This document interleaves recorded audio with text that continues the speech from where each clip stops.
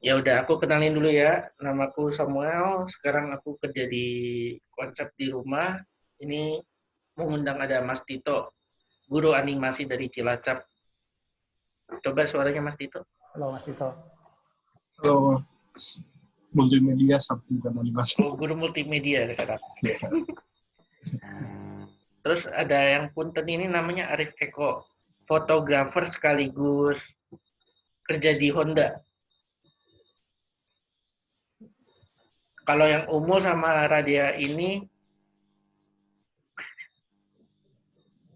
murid animasi, jadi lagi belajar yang namanya 2D sama 3D. Yang Umul Hair sama Saga City.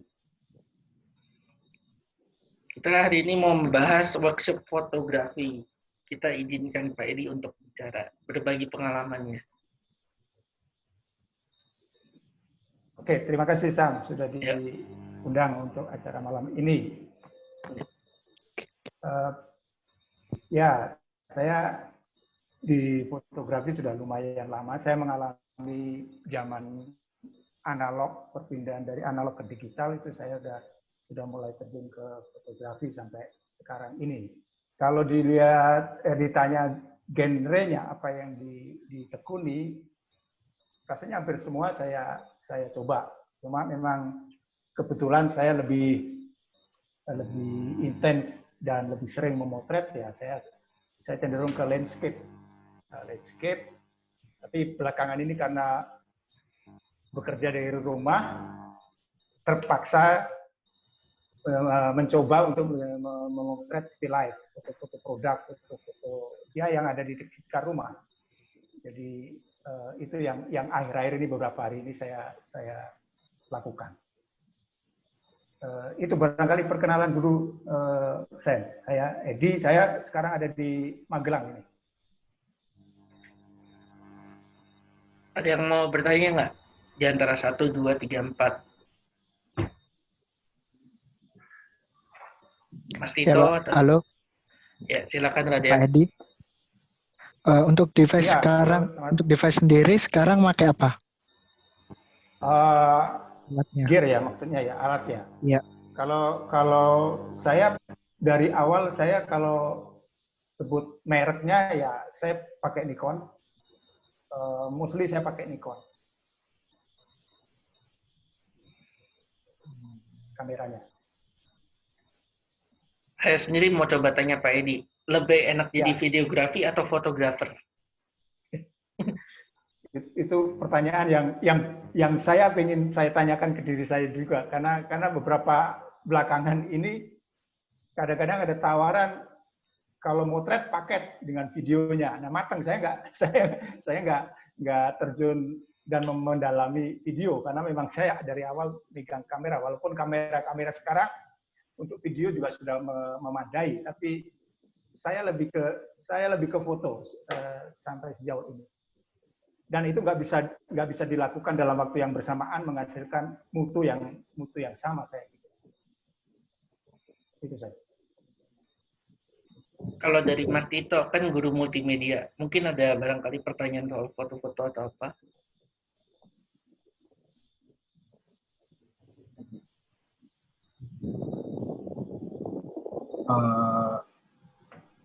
Mungkin pertanyaan ini buat nanti sih, tapi ya intinya saya tuh pengen tahu aja. Ini kan Pak Edi udah lama banget nih di fotografi ya. Nah itu apa ya? Saya sebagai di sini kan mengajarkan ke anak-anak juga kadang ada kendala anak daya pahamnya tuh terbatas gitu loh Pak, dengan alat yang terbatas juga. Nah nanti mungkin saya mau tanya juga, untuk awal belajar gitu, mungkin ada saran Pak, mungkin dimulai dari yang mana dulu kalau untuk fotografi gitu. Biar Oke Mas, ya. Oke, saya bisa jawab? Silakan. Ya, sebetulnya sekarang ini sudah sangat dimudahkan kalau tidak bilang dimanja dengan alat ya, karena kalau memotret saja sekarang ini kamera handphone itu juga sudah jauh lebih bagus dari segi kualitas daripada saya memulai awal karir saya dengan DSLR beberapa tahun yang lalu. Kualitas foto dari handphone ini. Jadi rasanya kalau memulai itu, saya pikir ke akhirnya atau fotografi itu lebih ke personal ya. Dia lebih cenderung suka ke gaya atau style apa, atau dia pasti lebih cenderung motret itu dia punya rasa, punya feeling, oh saya lebih suka misalnya kalau jalan itu pemandangan, atau yang lain aktivitas orang, atau objek lebih dekat lagi seperti makro atau bunga atau apa. Ya, itu orang pilihannya kadang-kadang personal. Jadi tidak bisa di general ini harus begini. Rasanya sih enggak. Itu kembali ke personal. Alat itu hanya alat menurut saya ya, tapi itu akan mewakili orang yang memegang.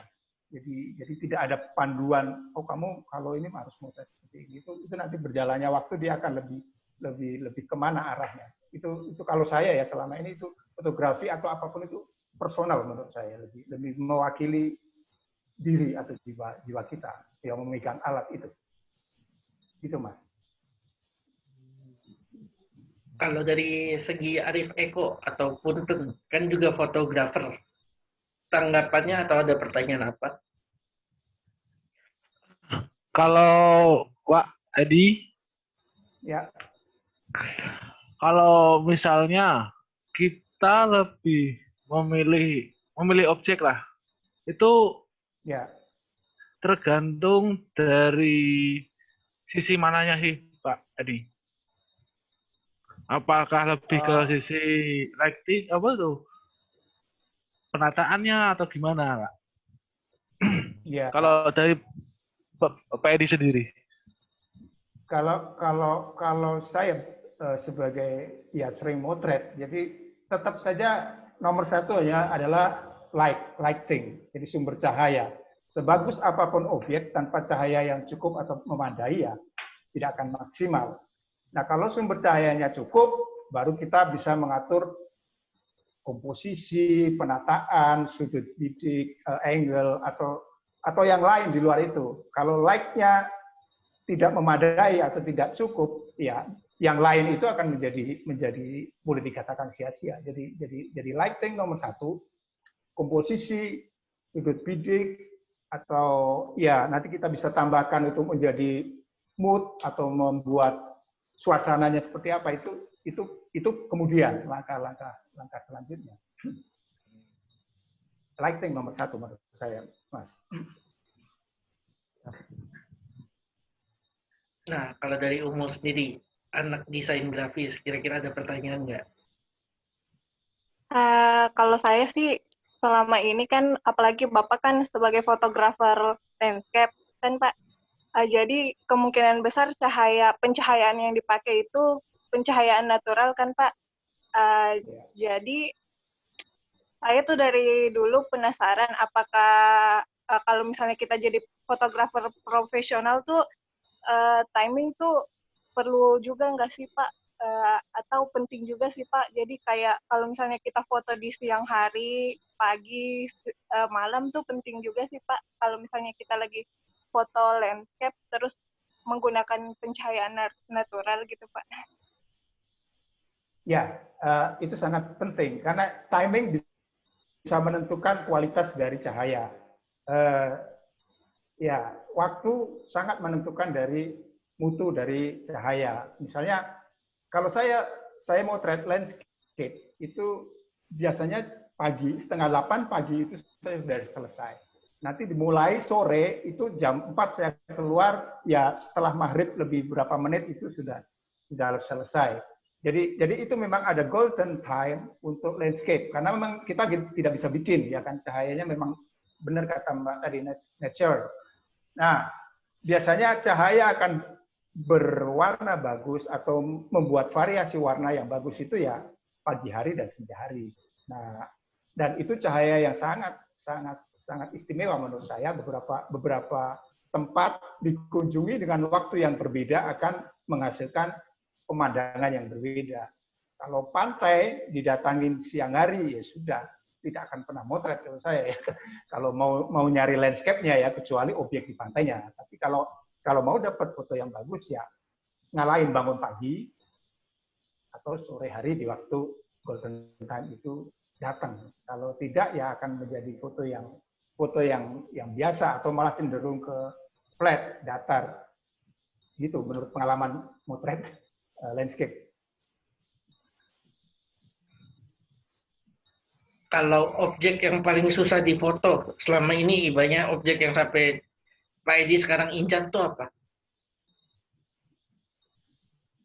Terus terang saya belum menguasai atau belum ini untuk sport fotografi. Seperti ya balap, lari atau apa yang membutuhkan kecepatan itu kok saya belum pernah dapat foto bagus gitu. Saya tuh pengen motret MotoGP ya. Wah, tapi kalau tidak didasari dengan gear dan timing itu kayaknya begitu motret nanti cuma pagernya aja yang kelihatan. Valentino Rossi-nya kemana? jadi ya itu bukan cita-cita ya, tapi saya pengen sekali dapat momen-momen bagus gitu. Tapi memang itu selain timing dan gear itu mempengaruhi, karena gear itu harus bagus juga untuk memotret dengan kecepatan yang sangat tinggi.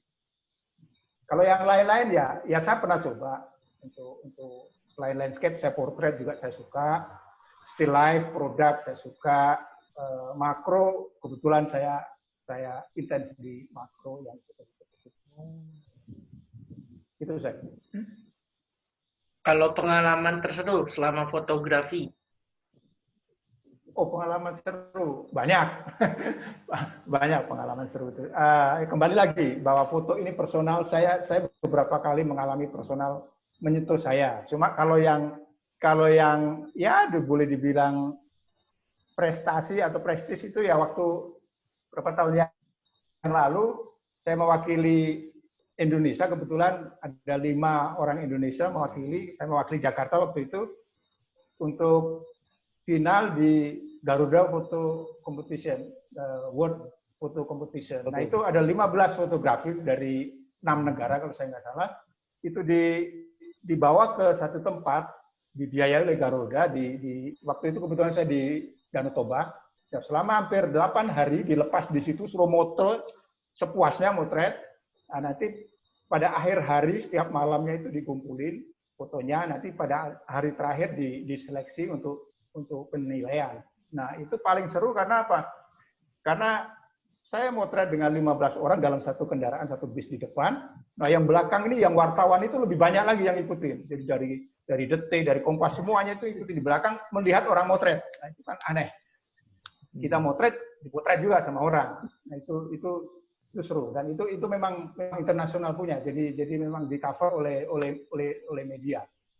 Itu seru, walaupun pemenangnya bukan dari Indonesia, kebetulan waktu itu dari Myanmar.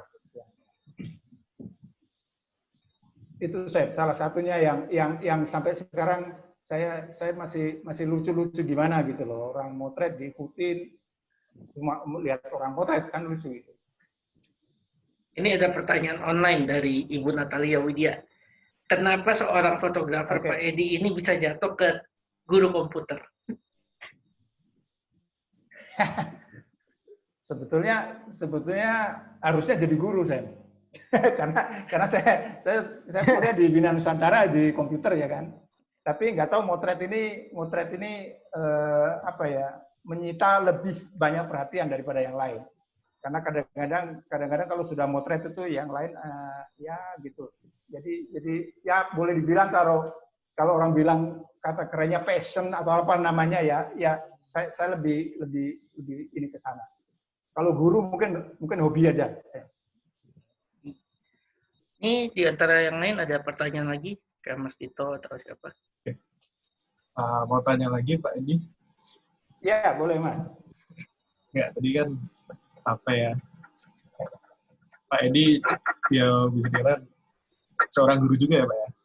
Nah jadi mau tanya nih, kalau misalkan lagi ada suruh ngajar fotografi, hal yang pertama Pak Edi ajarin itu apa Pak ke murid-muridnya gitu, atau ke mahasiswanya, ke siswanya gitu Pak? Oh, kebetulan saya juga di sekolah itu ada jam juga untuk ngajar fotografi. Kalau pertemuan pertama biasanya ya kita bercanda aja sih sebetulnya, karena memotret itu sekarang pekerjaan yang sangat mudah. Menghasilkan gambar itu pekerjaan yang sangat mudah. Nah sekarang jadi nanti akan saya arahkan bahwa pertama tadi seperti Mbak Umu ya, itu timingnya. Ya, setelah timingnya itu nanti komposisinya, komposisi penataannya kalau memang itu harus ditata. Kalau landscape tidak bisa ditata, kita cari sudut bidiknya, kita bisa berpindah tempat, naik, turun, serong atau gimana. Nah, kedua ya komposisi, lighting, sudut bidik itu ya yang paling dasar itu dulu, bahwa memotret itu menjadi hal yang mudah, iya, karena kamera handphone aja potret dengan low light di ruangan aja dia sudah bagus karena memang teknologinya mendukung. Cuma sekarang menghasilkan foto yang bagus, kasarnya foto yang kalau sekarang ya foto yang mempunyai nilai jual, foto yang karena kita moto kita bisa menghasilkan uang dari moto, itu bagaimana? Nah itu tadi kita misalnya ini gampangnya ya, kita bisa sama-sama ke mana daerah yang paling populer, Bromo lah umpamanya ya. Orang hampir semua fotografer landscape pernah ke Bromo. Foto Bromo bagus banyak sekali. Kalau dalam satu lomba foto mengenai Bromo itu kalau tidak ada istimewa sama sekali, juri akan anggap lalu saja kalau tidak ada yang istimewa. Nah, harus sudah sampai di titik itu kalau mau menggeluti fotografi, bahwa foto itu harus mempunyai nilai lebih. Orang melihat, wah, walaupun sama-sama misalnya motret Monas, ya Monas ya gitu-gitu aja kan kalau difoto, ya gitu. Nah, beberapa foto Monas saya itu siluet, jadi gelap. Monasnya itu gelap, tapi belakangnya ada sinar matahari yang di belakang Monas, yang pas persis di tengah Monas itu membulat matahari. Jadi ya Monas yang tidak biasa. Jadi memang kalau memotret sekarang ini harus lebih mempunyai nilai lebih daripada yang orang lain foto. Lebih, maksudnya lebih itu ya waktunya kita bisa mencari yang paling pas, sudut bidiknya ya jangan yang umum-umum.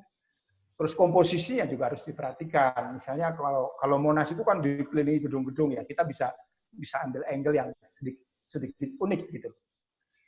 Itu kalau dari saya Mas. Jadi ada 3 hal tadi, lighting, komposisi dan sudut bidik. Itu kalau yang orang awam mau motret ya. Karena motret diem aja sudah jadi foto sekarang kan. Cuma memberi nilai lebih pada foto itu yang menjadi penting.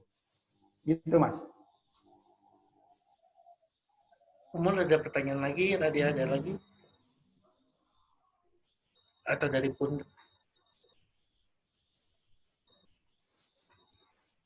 Kalau nggak ada, kita coba dengerin pengalaman demi pengalamannya Pak Edi. Tadi kan baru pembukaan.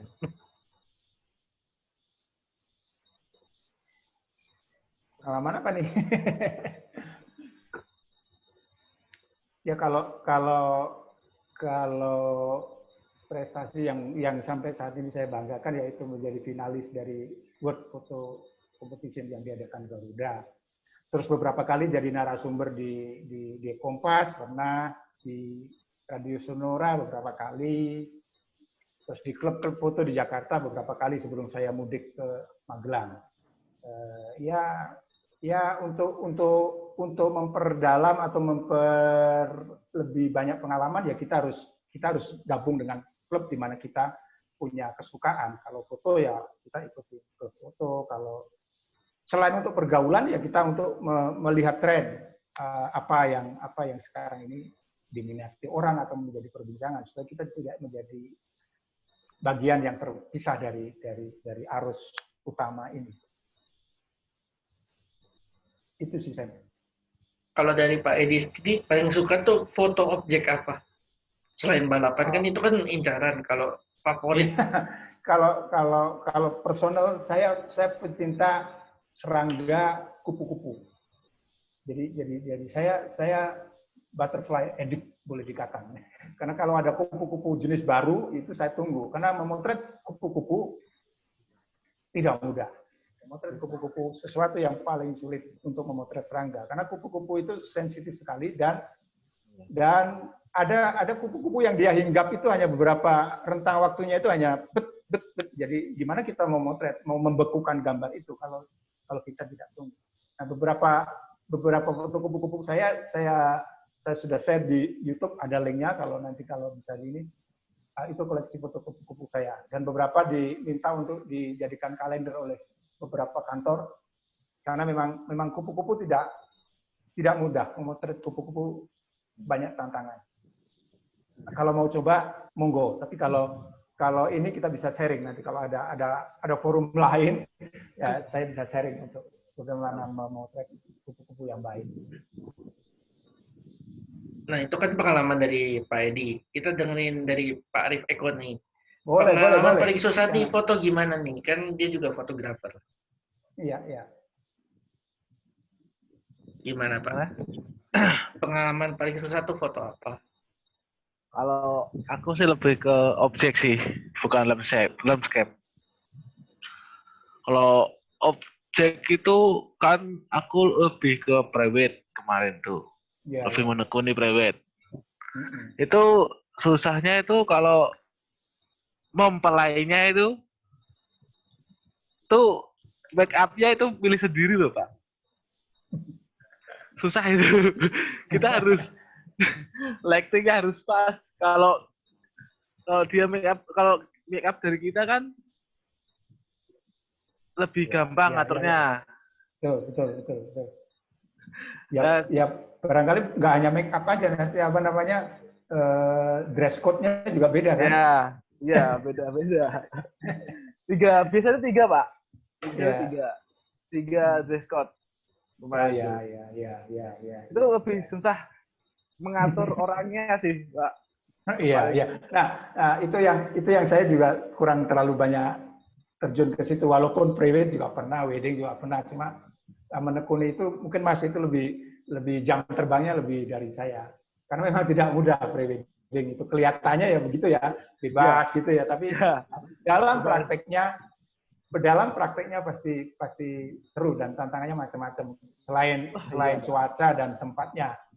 Kalau di Jakarta fee-nya Mas yang nggak mudah itu. Setiap tempat fee-nya dasar. Ya, kalau kita udah datang bawa kamera, bawa model, bawa dress code, udah pasti kena tarif. Aduh, repot, Pak. ya itulah. Semua pengen mengambil keuntungan. Iya sih, benar. Seru. Private itu seru karena yang difoto adalah orang yang sedang bergembira. Jadi sebenarnya kalau kita bisa masuk ke dia, mood dan suasananya kita bisa bentuk, nyaman sekali. Iya. Dan salut.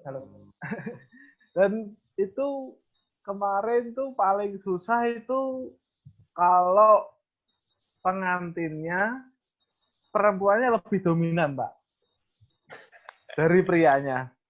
Itu paling ngaturnya kayak gimana gitu kan.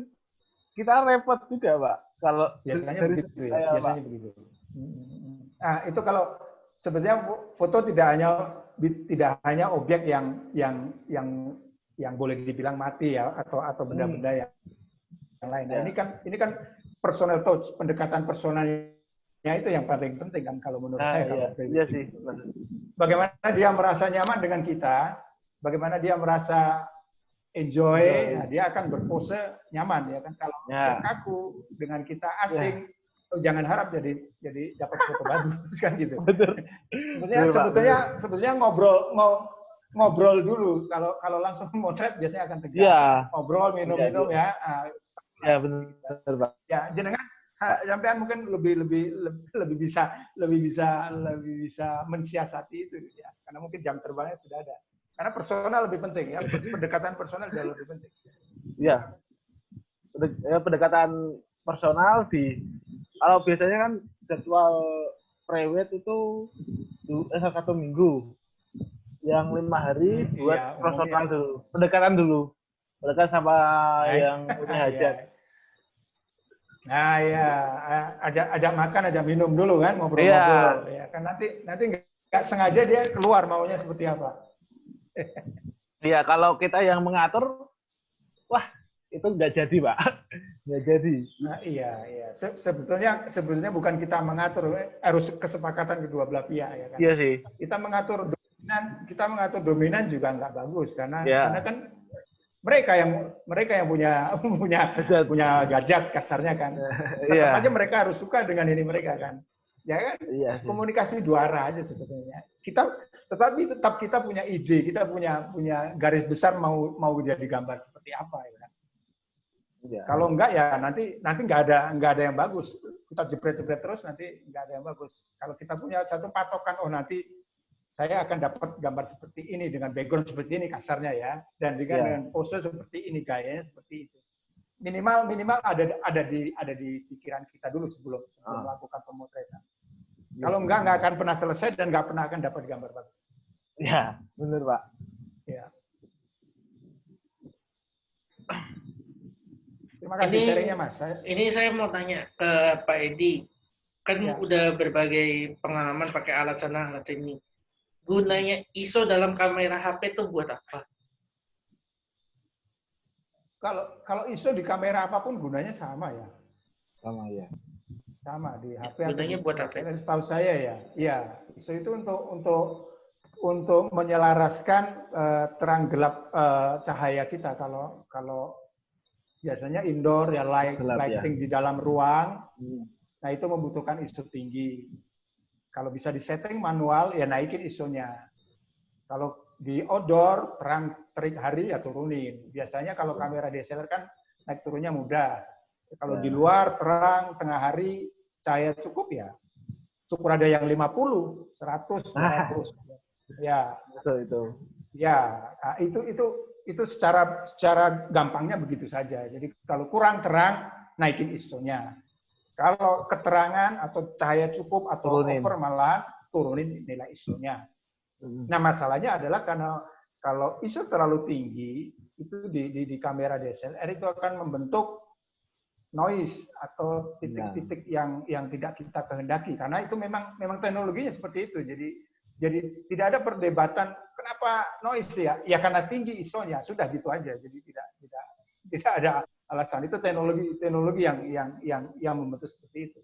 Kalau nggak mau noise, turunin ISO-nya gitu aja. Mau ngejar apa dulu? Kalau momen ya saya pikir kalau momen ya gelap ya tinggiin ISO-nya aja karena momen yang dikejar. Kalau clear, ketajaman, clarity dari gambarnya, itu ya ISO-nya ya bisa dimainkan di nilai-nilai yang ideal, nilai-nilai cahaya yang cukup. Itu kalau ISO.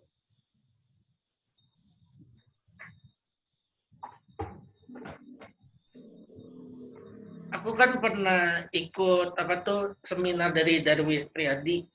Terus diajarin cara foto cepat atau ini pakai action cam. Apa action cam itu beneran bisa foto untuk sport cam atau tidak?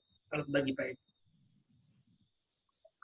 Kebetulan saya belum pernah ikut yang Darwis yang itu. Saya beberapa kali ikut Darwis, cuma yang itu kok enggak. Jadi saya kalau Darwis saya ambil ke lighting-nya ya. Dia memang masternya di lighting khususnya untuk portraiture. Jadi dia memang master di situ dan tadi personal touch-nya. Kalau Darwis motret itu pasti ngobrol santai dulu modelnya. Nah kalau yang saya pertanyaan tadi barangkali bisa karena kamera sekarang kalau kameranya Pak Mas Darwis barangkali udah kamera yang sudah jangan disangsikan lagi. Biasanya dia pegang kamera itu dari merek yang paling bagus yang dia kasih pegang kan. Iya betul. Jadi jangan harap hasilnya sama dengan kamera Pak Darwis di saat workshop yang dipegang beda kita beda. Jadi kalau saya ikut workshop dia saya tidak pernah bandingin, cuma saya ambil dari dasar-dasarnya aja. Angle, lighting, pendekatan ke personal, ke orangnya, ke modelnya, itu yang penting menurut saya. Kalau detail teknis kamera, ya beda. Nanti akan menghasilkan juga yang berbeda. Cuma kalau lighting, sama saja. Kamera apapun lightingnya ini ya, dan akan menghasilkan gambar yang kurang lebih hampir sama dengan kamera apapun, kalau lightingnya bagus. Itu saya. Dari tadi ada pertanyaan lagi?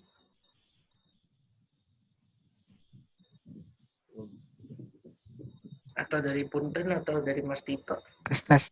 Ya, silakan Oke. Raden. Kalau biasanya untuk human interest gitu, Ya, itu ada tips and trick-nya nggak, Pak? ya itu sorry saya harus katakan human interest sangat menarik, tapi saya sampai saat ini belum merasa bisa untuk capture human interest. Walaupun orang bilang ya cuma orang motret di jalan, motret apa aja yang kelihatan di jalan, tapi memang ada. Kalau mau dapat foto bagus ya mau nggak mau, kalau saya itu tidak dalam sekali perjalanan itu dapat foto bagus. Pasti ada semacam survei, nanti kira-kira itu biasanya orang begini atau begini. Beberapa foto saya sebetulnya saya menekuni satu foto, generasi foto yang mungkin orang jarang ditekunin ya. Saya generasi foto siluet fotografi. Jadi siluet itu hanya body shape ya, jadi gelap, objeknya gelap. Nah, tapi dari body shape itu beberapa orang bilang, nah ini lebih berbicara daripada yang terang kelihatan ya. Nah, beberapa foto siluet saya dibilang human interest atau street fotografi, karena saya ambil memang saya tunggu momennya dan saya survei dulu foto saya mengenai objeknya penjahit keliling yang dia membawa mesin jahit di belakang sepedanya. Itu beberapa udah diambil untuk kalender di beberapa perusahaan, karena itu jadi angle-nya saya ambil rendah dan objek itu lewat tidak disetting, jadi lewat aja. Saya sengaja tunggu di belakangnya matahari senja lagi kuat-kuatnya, jadi dia gelap saja. Jadi dia siluet aja. Orang naik sepeda, belakangnya ada mesin jahit, ya, tapi itu jelas. Tidak blur, tidak itu. Nah, itu juga orang bilang itu street fotografi, tapi mestinya kalau dari beberapa lomba street fotografi bukan seperti itu. Tidak ada fotografi yang siluet. Street fotografinya siluet. Tapi genre itu masuk street fotografi kata orang. Saya sih oke aja, saya suka ambil aja. Jadi prinsipnya kalau saya tidak ada yang foto itu tiba-tiba jadi bagus karena kita asal mencet. Pakai perhitungan, kalau perlu pakai survei, ya, timing, gitu. Jadi tidak ada yang karya bagus itu begitu saja mudah terjadi. Instan, tidak ada. Pasti disiapkan. Walaupun kita tidak setting ya, tidak setting maksudnya orang tidak diarahkan, kamu goyang-goyang itu enggak. Tapi setting waktunya, saya harus nunggu ini kira-kira sebelum maghrib misalnya kasarnya. Saya harus tunggu karena pas momennya dia pulang. Orang itu pulang lewat jalan sini ya, saya harus tunggu di tempat itu. Supaya nggak kelihatan yang difoto, ya saya harus sedikit menipu, maksudnya tidak kelihatan. Jadi saya menunduk atau siapa supaya menghasilkan gambar yang pure atau yang seperti natural. Yang biasanya natural, tidak disetting. Nah, beberapa orang bilang, wah, fotomu ini tidak terlihat seperti diarahkan. Ya memang tidak saya arahkan. Saya tidak terlalu suka mengarahkan gaya supaya kemauan saya. Kalau saya memang mau dapatkan mood atau suasana waktu itu. Jadi ya lewat saja. Cuma memang harus ngalah. Banyak ngalahnya saya. Untuk dapat foto bagus itu. Waktunya saya ngalah. Angle-nya saya ngalah. Saya mesti lebih rendah dia supaya tidak kelihatan. Ya itu. Jadi komposisinya. Kalau komposisi ya sebetulnya kita bisa atur dengan sedikit di software untuk membetulkan horizon, komposisi itu bisa di software, di Photoshop ya. Cuma kalau timing, angle itu yang kita harus siapkan matang. Ya itu tadi. Street fotografi tidak semudah orang membayangkan kalau mau menghasilkan foto yang bagus. Ya. Ini saya ada beberapa pertanyaan, tapi Pak Edi cukup jawab satu kata. Contohnya pilih kamera atau handycam? Kamera.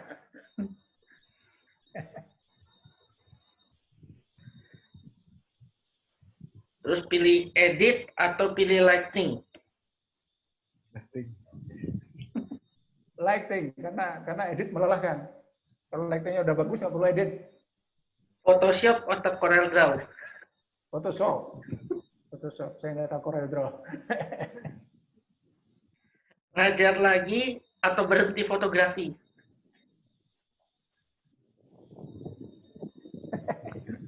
Berhenti fotografi nggak bisa. Kalau ngajar lagi mungkin bisa.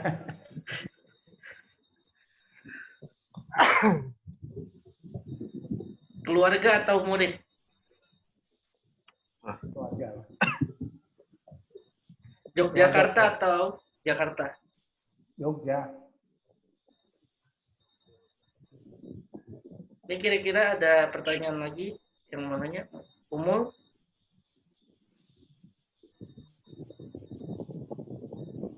Mau nanya lagi kah?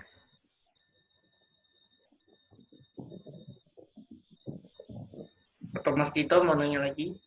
Sekitar dunia fotografi, multimedia?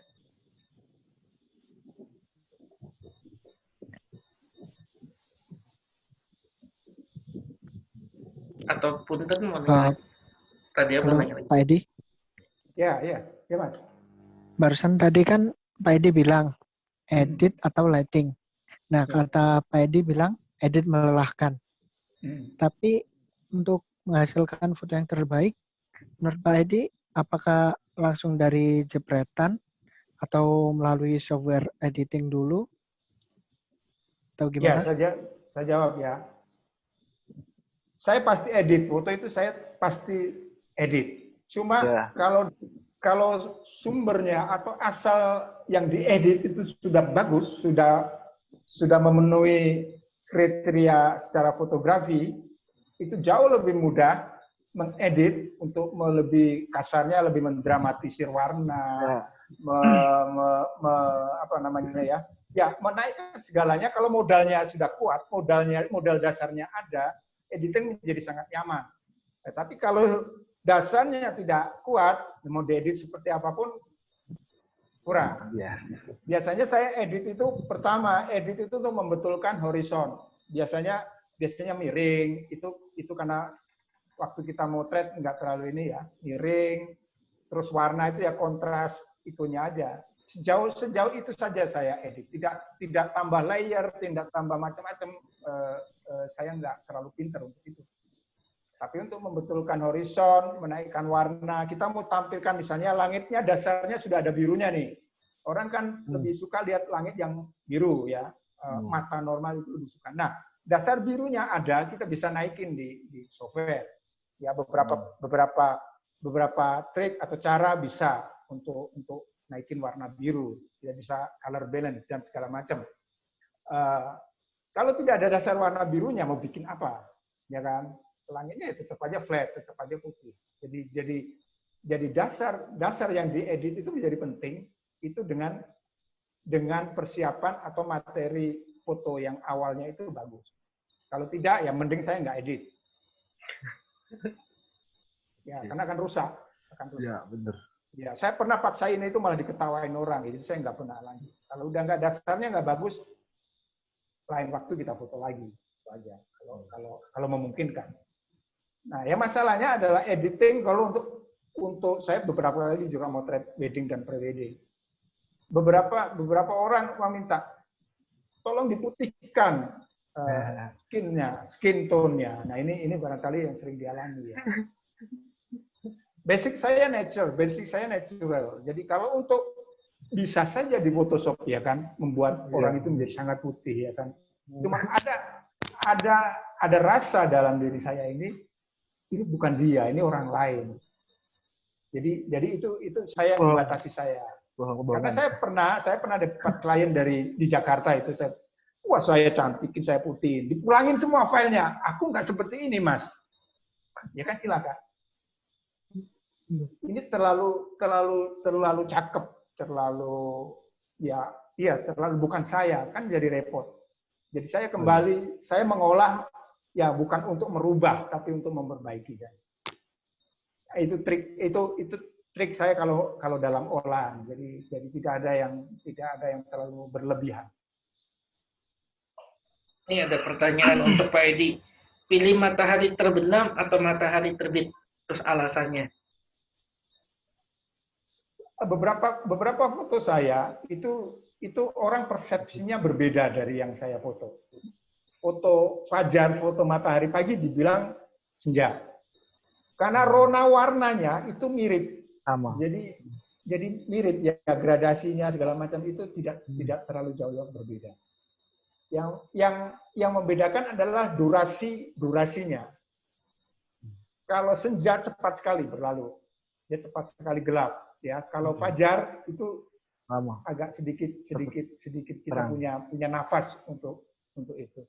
Kalau dari warnanya saya sendiri sampai sekarang juga mau nanya apa bedanya apa? Nggak ada bedanya. Ini ada bedanya. Ya, karena senja ya merah begitu ya. Ya.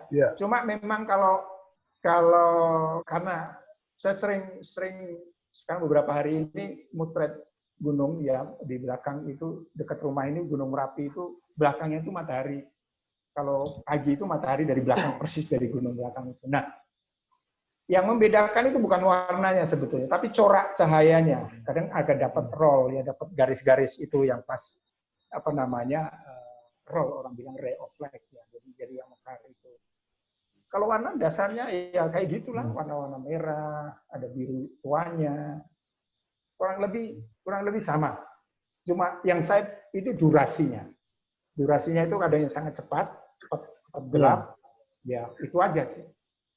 Dan tapi itu dua-duanya golden time untuk memotret. Untuk mendapatkan foto yang bagus. Karena warnanya itu hampir semua komponen warnanya ada. Kalau dari Pak Edi sendiri, pengalaman fotografi, pernah nggak ketinggalan memori atau baterai habis? Ya, kalau ketinggalan memori agak sering. Faktor U. Terus solusinya gimana kalau memori ketinggalan? Kalau yang fatal sekali sih enggak ya. Kalau misalnya saya di-hire untuk profesional, ya saya jarang. Cuma kalau saya lagi motret untuk hobi saya, itu berapa kali saya ketinggalan, ya udah. Saya ngopi bukan motret dari warung. Kalau udah nggak mungkin pulang ya ngopi. Oh iya benar. Jadi kalau yang profesional ya itu fatal. Iya, fatal. Ya. Tapi kalau yang hobi hunting bareng gitu, ya colek punya temen aja. Kalau saya hunting sama masukin. Kalau sendiri nggak bawa ya udah mampir warung. Beda tujuan. Tapi pernah ngalamin. Karena itu ya kadang-kadang masih nyolok di laptop, kadang-kadang kemana, masih di mana, kamera di bawah aja, baterai masih di charger, ya kan? Ya kayaknya setiap fotografer ngalami, walaupun skalanya tidak sering dan tidak fatal. Kamu sendiri ada pertanyaan apa lagi?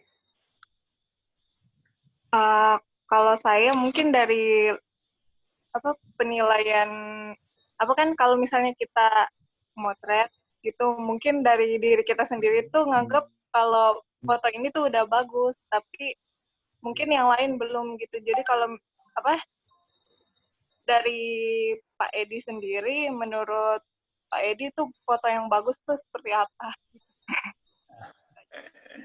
Ya, itu sering ditanyakan ya foto bagus seperti apa ya. Sebenarnya kalau dari awal saya sudah sebut bahwa foto bagus itu pencahayaannya bagus, komposisinya bagus, terus sudut bidiknya bagus. Itu tiga utama itu ya. Tapi kalau persepsi orang mengenai bagus itu kan personal, tidak bisa disamakan. Tapi secara umum ya itu yang tidak tadi. Ada satu lagi, clarity ya, jadi kejernihan foto, kebersihan foto itu juga mempengaruhi daya tarik orang. Kalau foto landscape, ya jernih birunya biru, ya kan warnanya ada semua, unsurnya ada semua, ya orang akan nyaman, mata kita akan nyaman. Itu kalau portrait foto yang bagus ya yang dia tampil proporsi, misalnya orang tidak menjadi puntet atau tidak menjadi terlalu kurus atau itu proporsi personal lebih sensitif ya, lebih sensitif. Tidak orang menjadi lebih tembem atau lebih tirus. Ya walaupun itu sebenarnya secara software akan sangat mudah dibuat, tapi kan proporsi orang itu kan sama ya. Kita kan memandang orang, oh ini begini yang umum. Nah, itu kalau dari portraitur, kalau dari landscape ya tadi kejernihan, lightingnya, warnanya. Beda lagi dengan foto foto tadi yang street fotografi itu mayoritas itu di black and white ya, di foto hitam putih, karena dia untuk mengurangi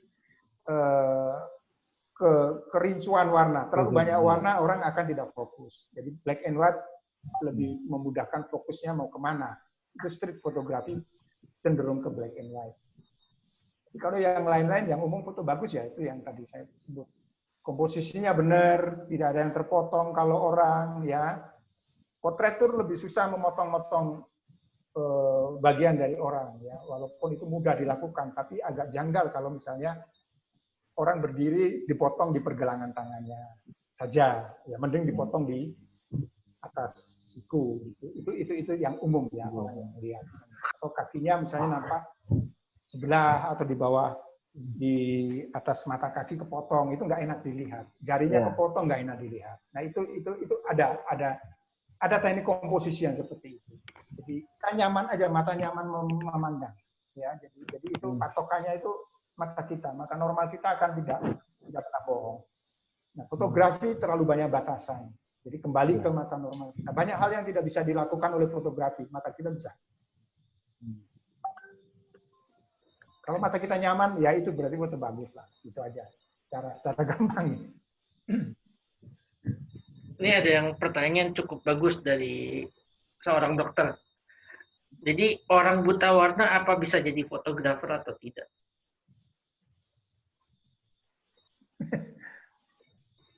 Mungkin dia punya apa ya? Punya persepsi warna sendiri di benaknya, di memorinya dia. Ya, dia akan mengindahkan warna-warna yang dia tidak tahu kan. Yang menentukan adalah lighting kembali lagi. Karena misalnya foto hanya 2 warna monokrom, 1 warna malah ya. Jadi kalau lightingnya bagus, ada kontras, ada detail, gelap terangnya bagus, itu jadi foto bagus. Kita tidak bicara warna. Jadi saya pikir masih bisa. Jadi bisa. Kalau dia punya kepekaan dalam gelap terang, dalam kontras, itu bisa. Saya pikir bisa.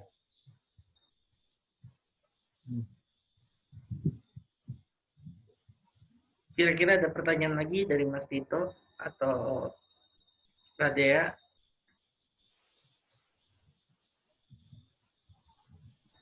Atau dari Mas Arief sendiri ada yang mau nambahin?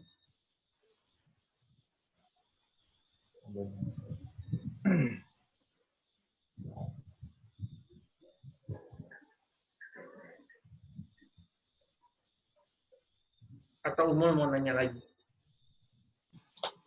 Mungkin mau tanya lagi untuk gini Pak, lebih suka moto spontan atau yang pakai nunggu-nunggu timing Pak?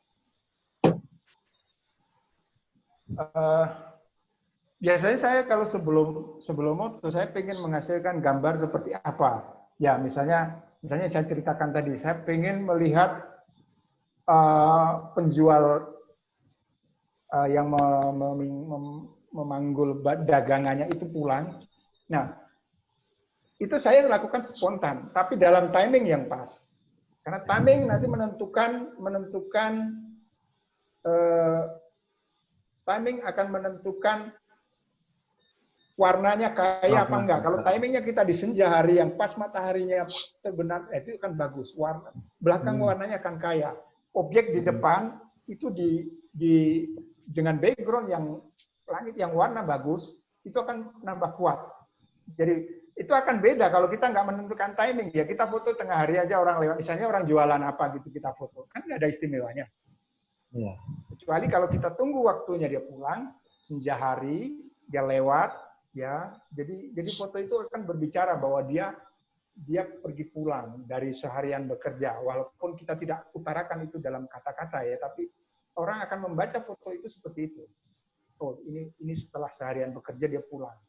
Dagangannya ini gitu. Kalau ini ya ini filosofi sederhana saya begitu. Saya sering saya menunggu timing, walaupun itu juga saya lakukan spontan karena saya tidak memanggil dia untuk beraction bagaimana ya saya ambil sesuai dengan dia jalannya, dia naik TikTok. Jadi dua hal yang saya lakukan bersamaan. Timing dan spontanitas saya lakukan. Saya tidak terlalu suka foto yang terlalu disetting dan bagus. Karena foto yang berkualitas bagus tanpa ada mood, tanpa ada rasa, itu juga kosong. Banyak sekarang teman-teman fotografi, saya terutama itu, membuat foto sangat bagus. Cahaya disupport, lampu disetting dari mana-mana, dihajar dengan kamera yang bagus, lensa bagus, foto bagus. Tapi saya melihat itu foto mati, foto tanpa ada yang mau disampaikan. Hanya bagus saja secara visual. Bagus secara visual mudah dibuat. Teknologi sudah mendukung, ya. Cuma bagus secara rasa, bagus secara apa ya, atmosfernya, ada pesan yang ingin disampaikan, itu hal yang lain lagi, yang tidak mudah untuk dilakukan oleh seorang fotografer, karena itu jauh sudah jauh melebihi teknis, ya. Gear teknis itu bisa menjadi omongan yang nomor berapa. Kalau cuma menghasilkan foto bagus, kamera sekarang sudah dijamin bagus. Kalau enggak, dia enggak akan jual. Ya. Kualitas foto, ya. Kalau kualitas foto, ya. Ya. Nah, apa yang mau disampaikan dengan foto yang kita buat, itu yang paling penting. Itu yang paling penting. Pesannya ya, Pak, ya. Lebih ke ya. Sorry, tidak ini bisa diulang lagi, Mas.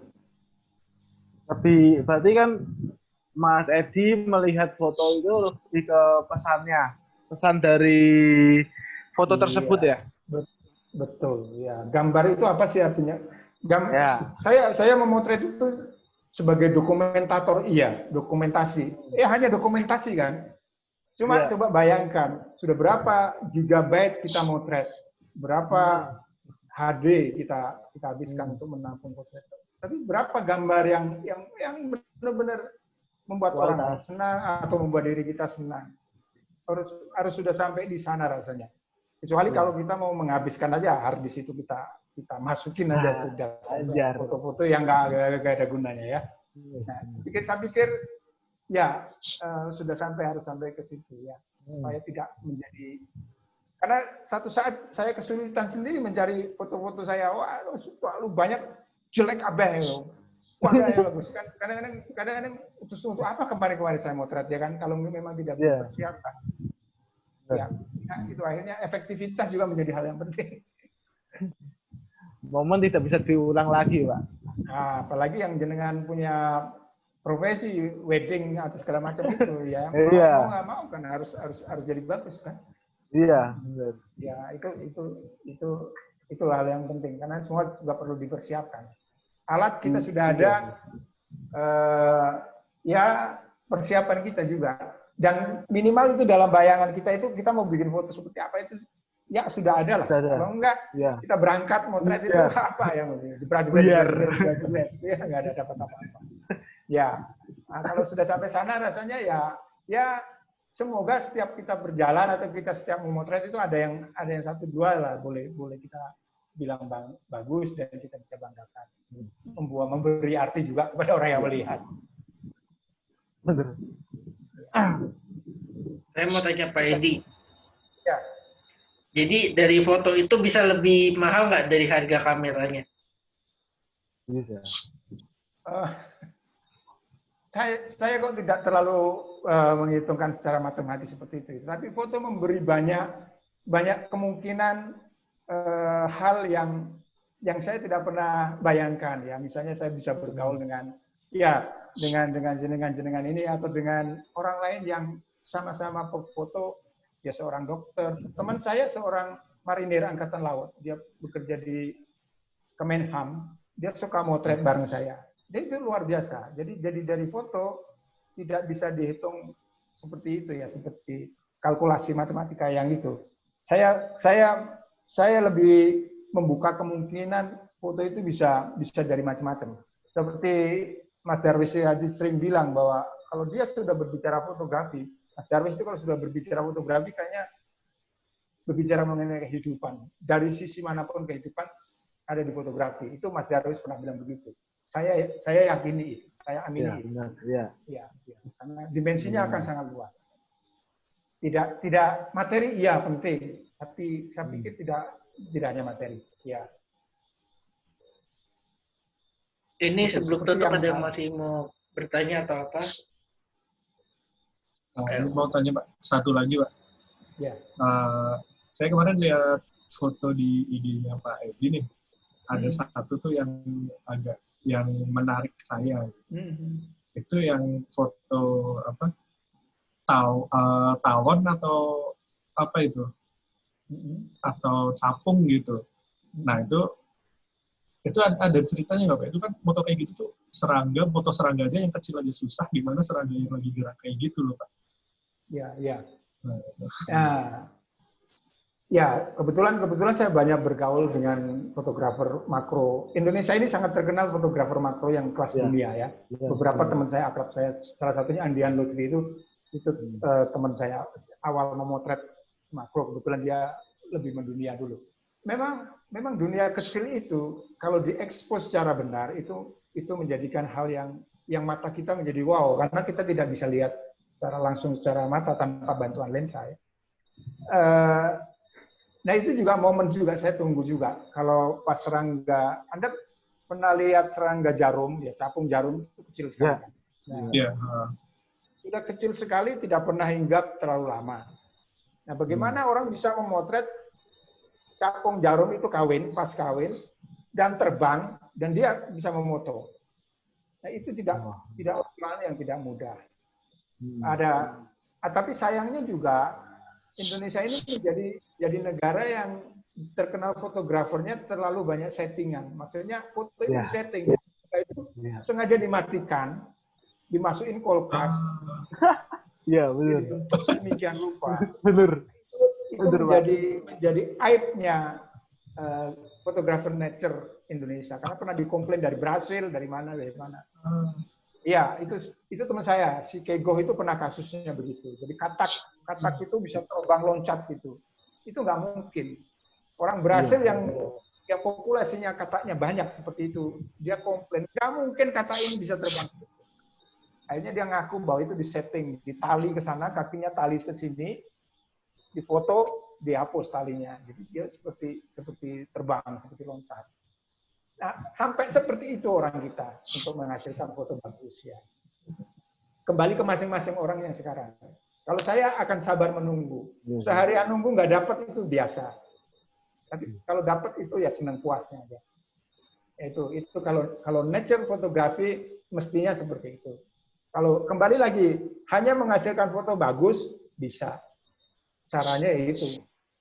Serangganya dimatiin, ditali ke sana kemari, foto. Kan dramatis, dahsyat ya kan. Itu bagus secara visual bagus, tapi secara alam itu menyalahi. Dan itu banyak dikomplain para pecinta alam di dunia. Itu tidak benar. Nature yang tidak benar. Nature ya nature di alamnya.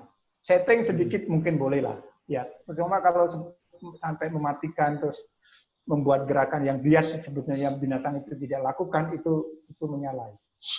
Itu tidak. Itu kode etiknya dilarang. Tidak mudah Mas menghasilkan foto serangga yang bagus. Iya sih. Ini kira-kira kata-kata penutup untuk sesi ini dari Mas Edi apa?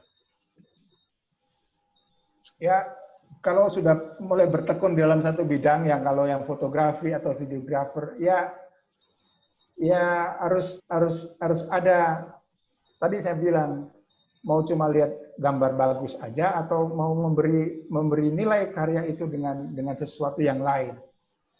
Jadi harus ada nilai tambahnya dari yang kita hasilkan. Tanpa itu orang lain lakukan. Kita melakukan harus memberi tambahan kita ya. Kalau cuma yang bagus gitu-gitu, orang lain sudah lakukan. Kalau mau dilihat atau mau punya nilai lebih ya tambahkan nilai itu. Itu aja. Ya, makasih Mas Pak Edi untuk waktunya, udah bagi-bagi pengalaman. Ya, terima kasih Mas Ansian yang sudah mau mendengarkan ini sharing ini. Terima kasih sharingnya juga. Ya. Kapan-kapan diundang lagi nggak apa-apa kan Mas? Jangan trauma ya. Jangan sih begini. Siap. Makasih buat Umul, buat Radea, buat Arif Eko, sama Mas Tito, makasih ya. Siap. Iya, terima kasih Thank you, banyak Sam. juga. Terima kasih juga Pak Edi.